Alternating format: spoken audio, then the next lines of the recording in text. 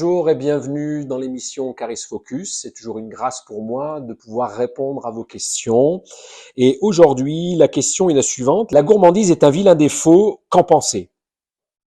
Alors, qu'est-ce que la gourmandise déjà? Il est important de le savoir. La gourmandise, c'est quelqu'un qui aime manger en quantité des bonnes choses. Alors déjà, c'est bien si tu manges des bonnes choses plutôt que si tu manges des mauvaises choses. Ça, c'est le premier point.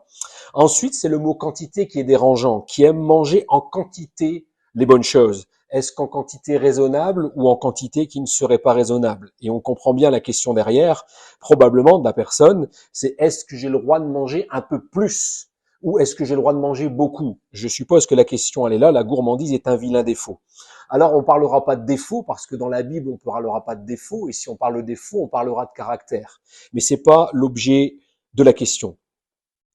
On parlera dans la Bible et surtout, et d'ailleurs et uniquement dans le Nouveau Testament, à 3 reprises des acceptables. Ça sera le mot komos en grec. Ce sera dans Romains 13, dans Galates 5, 21 et dans 1 Pierre 4, 3. On parlera des acceptables. On parlera de plein d'excès, on parlera de l'ivrognerie et plein d'autres excès encore. Mais le point commun des acceptables, sera à chaque fois associé à la chair.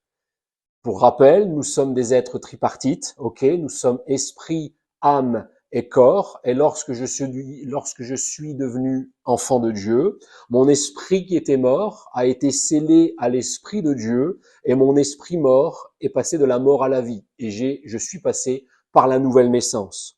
Et en tant qu'enfant de Dieu, je dois marcher selon le nouvel esprit que j'ai reçu à la nouvelle naissance. On parlait de la chair tout à l'heure. La chair, quant à elle, c'est l'âme et c'est le corps. Et le mot acceptable qui vient à 3 reprises dans le Nouveau Testament est systématiquement, et vous l'aurez très bien compris, fait référence à la chair et aux œuvres de la chair. Galates 5 au verset 16 dira « Marchez selon l'esprit et vous n'accomplirez pas les désirs de la chair ». On comprendra vite que la gourmandise, ou ce que je qualifierais d'acceptable, est une œuvre de la chair, fait partie des choses pour lesquelles et sur lesquelles on pratiquait précédemment avant d'être enfant de Dieu. Et inévitablement, on se pose la question, pourquoi y a-t-il dans le corps de Christ autant de personnes qui sont ou qui pourraient être obèses? On comprendra donc par là que les acceptables, ou en l'occurrence la gourmandise, sera issue de la chair. Il est important pour nous, en tant qu'enfants de Dieu, de marcher et d'être conduits par le Saint-Esprit. Alors, je vais donner un conseil. Si toutefois tu aimes bien manger, sois rassuré, Dieu t'aime et tu n'iras pas en enfer pour autant. Tout ce qui pourrait t'arriver, au pire, c'est de prendre un peu de poids et ne plus être en capacité de pouvoir rentrer dans tes chemises ou dans tes pantalons. Pour autant, en tant qu'enfant de Dieu, dirigé par l'Esprit de Dieu qui vit à l'intérieur de moi, je dois savoir et comprendre aussi que je suis le corps de Christ. Je suis le temple du Saint-Esprit. Dieu vit à l'intérieur de moi de la même façon qu'il est bon de prendre soin de son corps, de la même façon qu'il est bon d'être apprêté, de la même façon, il est bon de ne pas être dans les excès de la nourriture, mais ça peut être les excès également de la boisson ou tous les excès quels qu'ils soient. Spécifiquement, on parlera de la nourriture. Non, il n'est pas bon pour nous, en tant que créatures, au-delà même d'être un chrétien, de manger à l'excès et plus qu'on le devrait.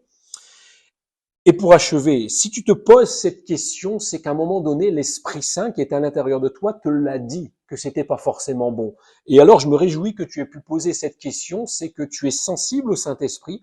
Alors, va jusqu'au bout et laisse-toi conduire et laisse-toi diriger dans ta marche quotidienne et aussi dans la façon dont tu te nourris. Voilà, j'espère que ces quelques mots t'auront encouragé et on se dit à la prochaine. Salut!